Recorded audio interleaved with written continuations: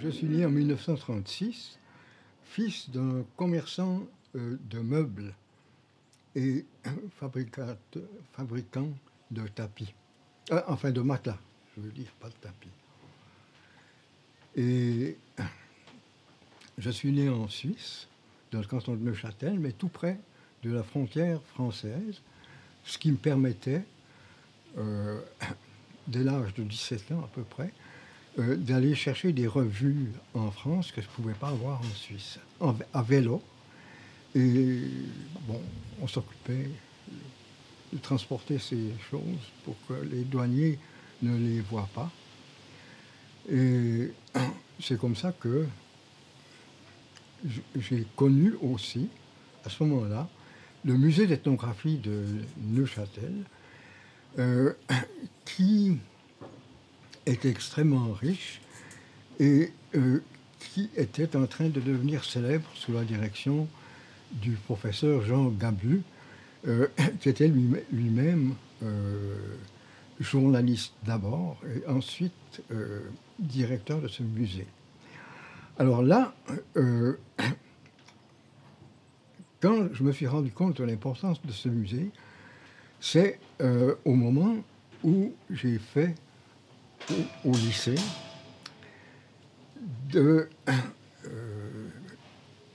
la philosophie. Et la philosophie a commencé par m'ennuyer beaucoup, parce que ça parlait toujours que de nous. Et il y avait le musée d'ethnographie de Neuchâtel qui montrait qu'il y avait vraiment d'autres choses, d'autres cultures, enfin tout ce qu'on veut. Et ça a commencé à m'intéresser vivement, cette histoire-là. En fait, je me suis intéressé à l'ethnologie par... enfin, je dirais... Je pensais que la philosophie ne parlait que de nous, et jamais des autres, qui avaient au musée d'ethnographie de Neuchâtel, en pagaille, si j'ose dire. C'était plein d'objets ethnographiques de tous les coins du monde. Et quand j'ai passé mon bac, j'ai dû choisir ce que je voulais faire. J'aurais voulu faire science, mais ça ne marchait pas avec moi. C'est l'ethnologie qui m'intéressait. Et il y avait un cours de muséographie et d'ethnologie à l'université, et je me suis précipité là-dessus tout de suite. Et ça a commencé à m'intéresser beaucoup plus. En fait, c'est la philosophie qui m'a fait comprendre que c'était une approche qui était la nôtre, mais qu'il y avait d'autres approches ailleurs. Et là, j'ai fait en sorte de m'impliquer au musée d'ethnographie comme assistant. Je n'étais pas payé, rien du tout. J'avais un boulot à côté, mais je faisais mes heures au musée d'ethnologie pour renseigner les étudiants, surtout pour les questions de bibliothèque, de livres, etc. Enfin, j'aidais les étudiants comme ça. Mais finalement, le musée m'a engagé comme assistant, là. J'étais payé, je travaillais à ce moment-là de cette façon. Mais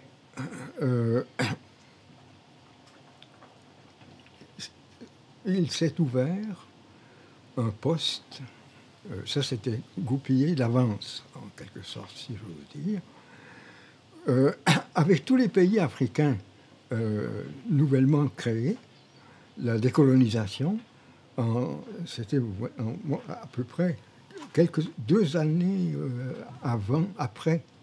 deux années avant que j'entre comme assistant, là, et les pays africains avaient demandé à l'UNESCO de financer, en quelque sorte, la formation de muséographes africains, parce que chaque pays voulait avoir son musée national à ce moment-là. Et le poste qui avait été créé était au Nigeria, mais il fallait que le directeur soit de langue française. C'était pour les colonisés anglo ou franco. Et là, à ce moment-là, il y avait personne en Angleterre qui parlait assez bien le français. Il fallait que ce soit justement le français dans un pays anglophone. Et il ne restait plus grand monde. Et on m'a choisi. Mais je dois dire que le professeur Gabu savait déjà tout ce qui se passait parce qu'il avait ses antennes à l'UNESCO à Paris. Et on ne m'a pas rejeté là-bas.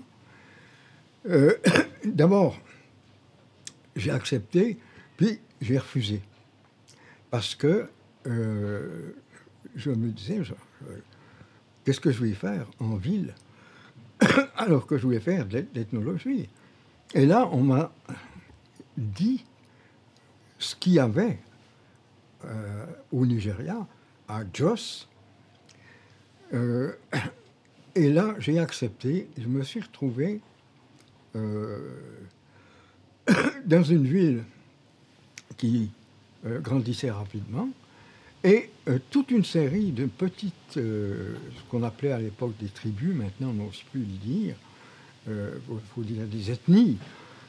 Alors, il y avait des ethnies assez petites tout autour, et une seule avait été étudiée par une anthropologue.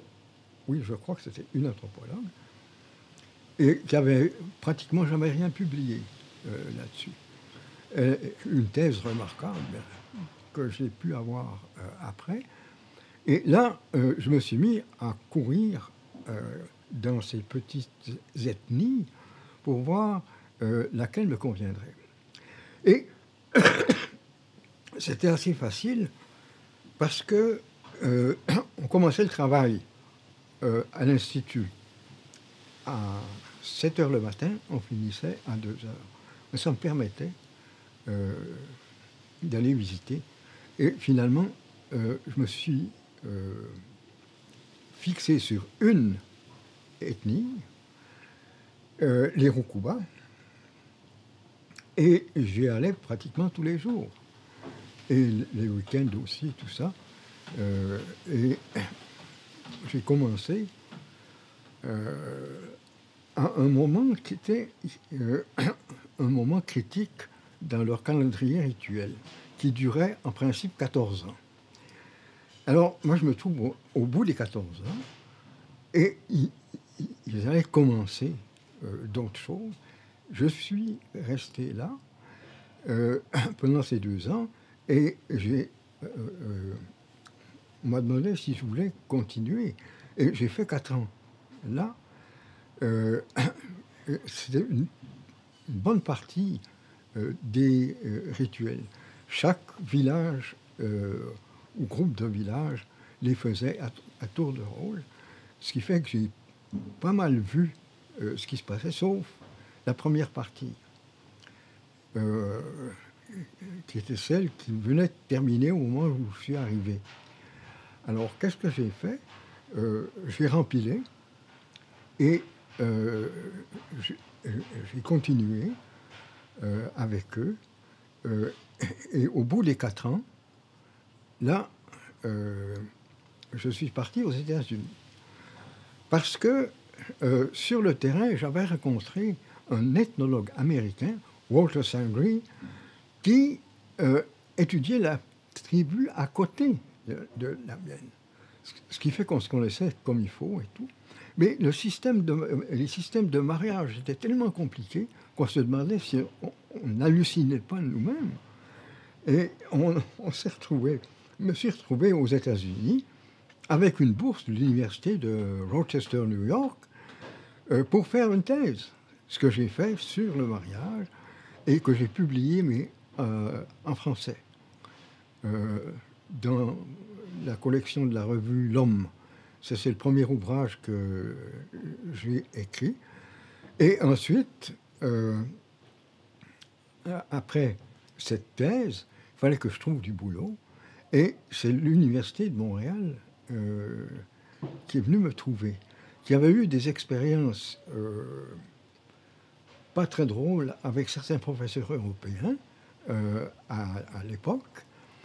Et ce qu'ils voulaient, c'était quelqu'un, un Américain, qui avait une thèse des États-Unis et qui parlait le français, ce qui n'existe pas, pratiquement. Bon. Alors, ils sont venus me chercher, tout contents d'avoir un Européen qui parlait français et qui avait une thèse américaine. Et c'est comme ça que je suis rentré à l'Université de Montréal.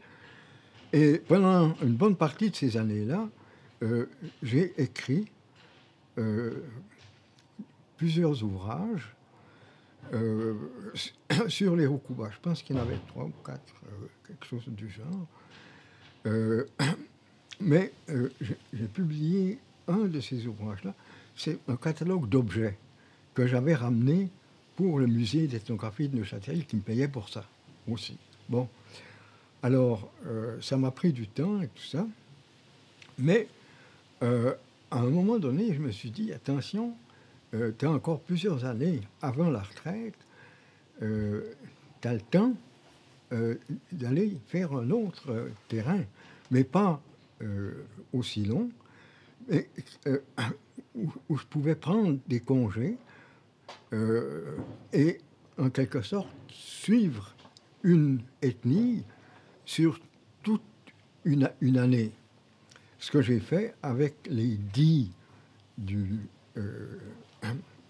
Nord Cameroun, près de Ngaoundéré, où j'ai d'abord fait 2 mois de recherche. Et dans beaucoup d'endroits, je n'aurais pas pu aller pendant une bonne partie de l'année, les routes étant complètement défoncées. Mais là, c'était au milieu d'une route, sur une route très importante, la transcamerounaise, qui allait depuis la mer jusqu'au-dessus du Nigeria. Et là, il y avait pas, je pouvais y aller toute l'année. Elle restait ouverte. Et c'était encore même une rare route asphaltée.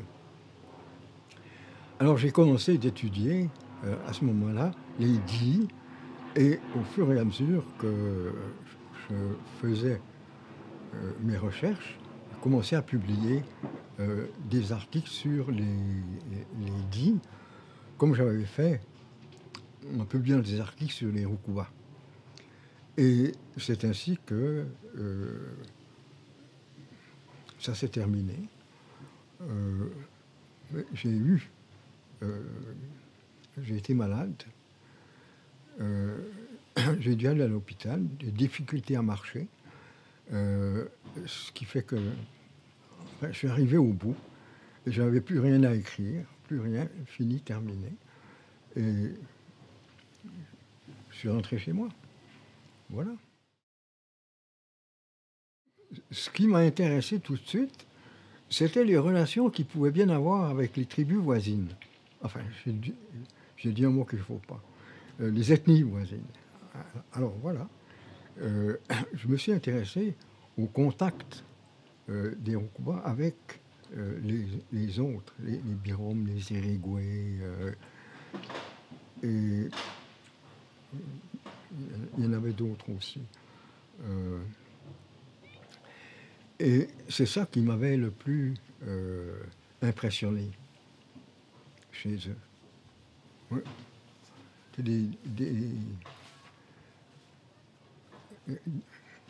Disons, ils étaient amis et ennemis en même temps. Parce que, enfin, à l'époque, il n'y avait plus d'échauffourée du tout. C'était terminé. Mais les vieux m'en parlaient encore, qui avaient vu et vécu à cette époque-là. Mais la question des mariages est la question, disons, qui a été central pour moi, comme pour l'ethnologue qui m'avait fait venir aux États-Unis après, M. Walter Sangri. C'était... les femmes pouvaient avoir plusieurs maris, mais jamais qu'un à la fois. Alors, il y en a, elles se marient, mais il ne faut pas que ce soit avec le vrai mari. C'est un mariage à l'essai. Et ensuite, elles s'en vont chez le bon, et elles peuvent aller vers d'autres, sans jamais perdre, en quelque sorte, leur rang d'épouse de celui qu'elle a quitté. Elles ont plusieurs maris, mais elles vivent qu'avec un à la fois. Et cette circulation des femmes était quelque chose, disons, d'assez fascinant, parce que ça variait justement d'une ethnie à l'autre. Ce que j'ai écrit dans un livre futur que j'ai fait en dernier, je pense, de comparaison des mariages. Voilà. C'est ça qui m'avait vraiment frappé. Les Rokuba n'ont pas de masque. Et ils se moquent des ethnies voisines qui en ont. Et on m'a demandé, les Rokuba disaient, oui, on a vu une bête à quatre pattes aller dans un buisson et il en sortait un homme à deux pattes. Voilà ce que c'est les masques. Ils se moquaient d'eux en disant comment peut-on croire à des fables comme ça. Ça les faisait beaucoup rire. Eux ont la circoncision pour les garçons, où ils sont circoncis, mais on garde le bout du pénis, enfin l'enveloppe, on la fait sécher, on la réduit en poudre, et à l'initiation d'après, on donne une bouillie à tous ceux qui vont être initiés, avec justement ce qu'on a retiré à la circoncision. Je ne sais pas comment est-ce qu'on appelle ça. Vous voulez dire le prépuce? Oui. Ok. Alors, ce prépuce-là est réduit en poudre. On donne aux initiés à manger. Bon. Mais ça, c'est pour tous les hommes. Mais dès qu'on choisit un chef, là, on lui retire encore un morceau de prépuce. Et ça peut être extrêmement douloureux. Et c'est lui qui guide les prochains initiés, juste après qu'il ait été circoncis. Et lui, comme circoncis 2 fois, devient plus important que tous les autres. Et ça donne le chef. Et j'ai demandé, mais pourquoi vous ne le faites pas 2 fois pour chacun? On m'a dit, tout le monde ne peut pas être chef. C'est pas possible. Il n'en faut qu'un. Et c'est celui qu'on a circoncis et dont on a donné le prépuce, on a mis le prépuce avec les autres. Alors c'est ça, l'initiation dit. Est-ce qu'elle varie beaucoup par rapport aux initiations chez les groupes voisins? Sur les groupes voisins, on ne sert presque rien. Et j'ai pas pu faire de comparaison parce que tout simplement, il n'y a pas assez d'ethnographie dans ce coin-là. C'est plein de petits peuples où jamais un ethnologue est allé. Et surtout pas maintenant, avec les frontières de Centrafrique et tout ça. Ça doit être bien difficile d'aller étudier ça parce que il y a le banditisme de route qui existe. On cale un camion et puis on ramasse tout. Et quelquefois, on tue. Et moi, j'ai failli le faire. Un après-midi, il me restait encore du temps. J'avais posé les questions que je voulais. Je me suis dit, est-ce que je m'en vais plus loin?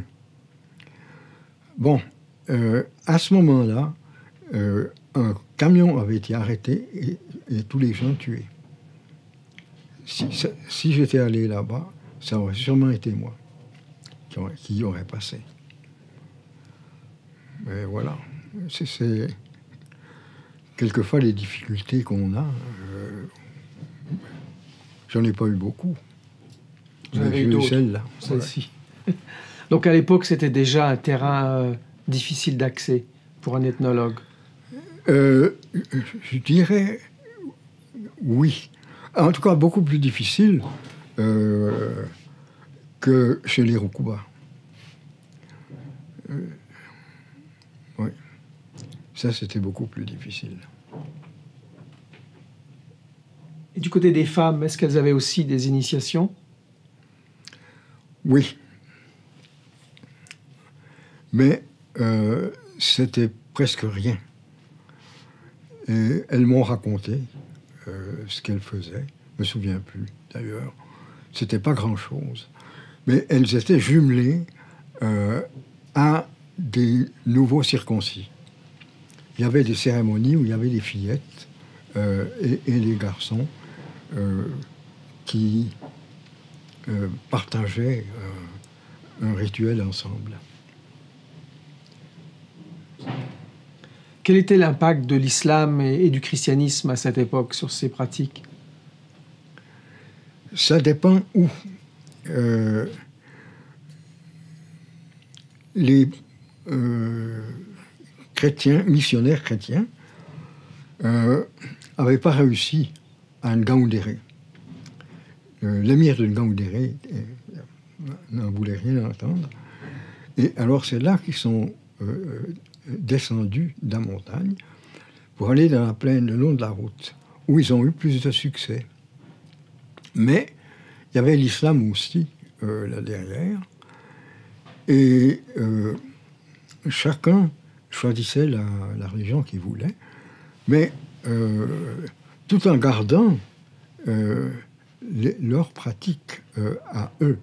Ils avaient cumulé en quelque sorte soit le christianisme, soit l'islam, avec leur propre religion qu'ils n'ont pas abandonnée du tout.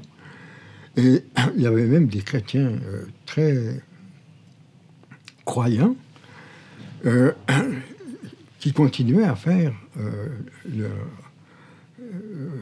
autre chose, là, mais en disant c'est pas réel, ça c'est symbolique. C'était des chefferies assez petites, mais toute la région là où j'étais, à ce moment-là, avait voyait une descente des gens plus au nord à cause de la grande sécheresse et de tout ce qu'on nous a dit à ce propos-là. Et les gens plus au nord, où c'était vraiment... on commençait la désertification, descendaient plus au sud, et il y avait toutes sortes de mélanges à ce moment-là aussi qui se faisaient, surtout dans les arrêts routiers, où les gens du nord s'en venaient. Et ça m'avait intéressé aussi. Les forgerons étaient les forgerons dits ont toujours été reconnus par leurs voisins comme d'excellents fabricants d'armes. Ce qui fait que ça m'a très intéressé à ce moment-là, parce que il y avait des lances de toutes sortes. Et quand il y avait une cérémonie, les hommes sortaient leurs lances, et il y avait une lance de ceci, une lance de cela, hein, cela, parce que c'est eux qui fabriquaient les armes et les outils pour les voisins. Et les forgerons dits, à l'époque,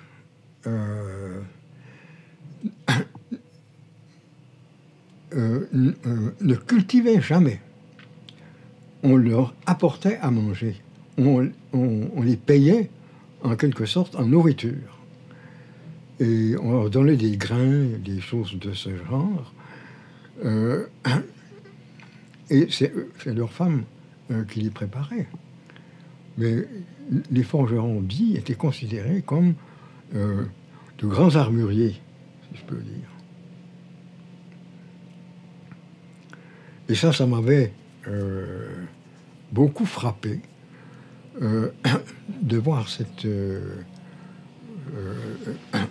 occupation-là élevée à un rang très important. D'habitude, les forgerons, c'est des gens plutôt méprisés. Mais là, c'est vraiment presque des chefs. À l'époque où j'étudiais les dits, il y en a beaucoup qui n'étaient forgerons qu'à temps partiel. Évidemment, il n'y avait plus de guerre, il n'y avait plus rien. Les armes qu'on échangeait aux voisins, eh bien, il n'y en avait plus. Plus besoin. Les guerres avaient cessé. Ça a recommencé à ce moment-là, mais autrement. Arrêt d'auto, vol de tout ce qu'il y avait dedans, et quelquefois meurtre des automobilistes ou des camionneurs. Alors, il n'y avait plus besoin, en quelque sorte, de lances ou d'épées, des choses du genre. Il y avait commencé à avoir des revolvers. Je pense que c'est la façon qu'ils ont eu de faire qui était, pour les chrétiens, d'être chrétiens, et les musulmans, tout en gardant le fond de leur croyance. En disant justement ce que je venais de dire, maintenant c'est plus réel, c'est symbolique. Alors, vous avez les gens qui allaient à l'église, ou qui faisaient le vendredi d'islam, mais qui voyaient ça comme la religion, mais le piédestal de ce qu'ils avaient,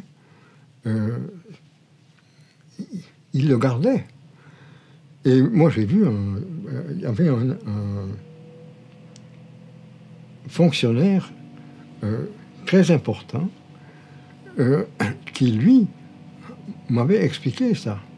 M'avait dit, maintenant, toutes ces vieilles affaires, c'est symbolique. Et donc, on n'y croit pas. Mais on le fait pareil. Hein? Et pour le reste, bon, ben, c'est la religion, c'est l'islam, c'est le christianisme. Pas de problème à ce niveau-là. Nous sommes religieux. Les deux plus grandes religions du monde. Il n'y a personne qui a parlé du bouddhisme encore là-bas. Je ne connais pas.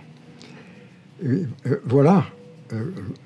Ça m'avait vraiment frappé. La façon dont ils avaient discuté de tout ça et créé en quelque sorte, accepter ces catégories de musulmans et de chrétiens, mais tout en les englobant dans leurs affaires qui n'étaient plus que symboliques, comme il disait. J'ai beaucoup été influencé par Meyer Fortes. Ça, c'était un auteur que j'ai toujours beaucoup aimé, tant dans ses livres d'ethnologie et ses livres de théorie, si on veut. C'est peut-être celui qui m'a le plus influencé. Ouais. Fortes et Evans Pritchard.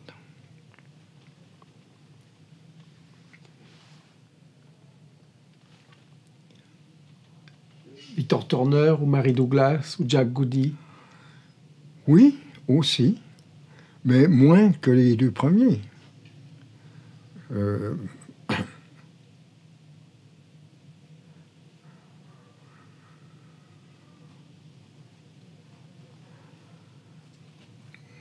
Peut-être Victor Turner, pour les questions de religion. Ça, c'est celui qui m'a beaucoup aidé aussi. C'est des gens que je lisais pendant que je faisais du terrain aussi. Quand j'étais à Jos, directeur de...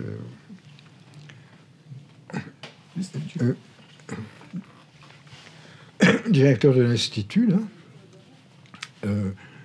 j'avais une bibliothèque. Le musée avait une bibliothèque. Et c'est là où j'ai connu et apprécié tous ces auteurs-là. Pendant que moi, je faisais du terrain, ça s'adressait directement à moi. J'étais dans le coin, j'étais au milieu de ces ethnies et j'avais ces traités d'ethnologie. Alors, c'est quand même pas si mal. Et puis on peut pas nier l'œuvre de Lévi-Strauss. Ah ben oui, ça c'est... Mais vous m'aviez parlé des auteurs anglais. Exact. Parce que les auteurs français, il y en a un. C'est Lévi-Strauss. Alors, tout à fait. Vous êtes rentré comment dans son œuvre? En suivant ses séminaires. J'ai pu y aller à ces séminaires par une fille qui faisait partie du séminaire. M'a tiré avec elle, là. Sinon, je ne pense pas que j'aurais pu entrer là-dedans. Et c'était très intéressant. Puis il y avait les cours de Lévi-Strauss au Collège de France aussi, qu'il avait mis à 9h le matin pour pas qu'il y ait une foule. Il y avait que les vraiment mordus qui venaient à cette heure matinale. Voilà. Mais c'est vraiment l'anthropologue français qui m'a le plus impressionné. Et encore maintenant. Pas de problème là-dessus. Tout à l'heure, vous avez à plusieurs reprises souri sur cette notion d'ethnie ou de tribu ou de peuple. Donc, comment vous regardez ces différents termes après l'expérience chez les Roucouba et les Di? Quels termes devrait-on utiliser en quelque sorte adéquatement pour traiter de ces unités?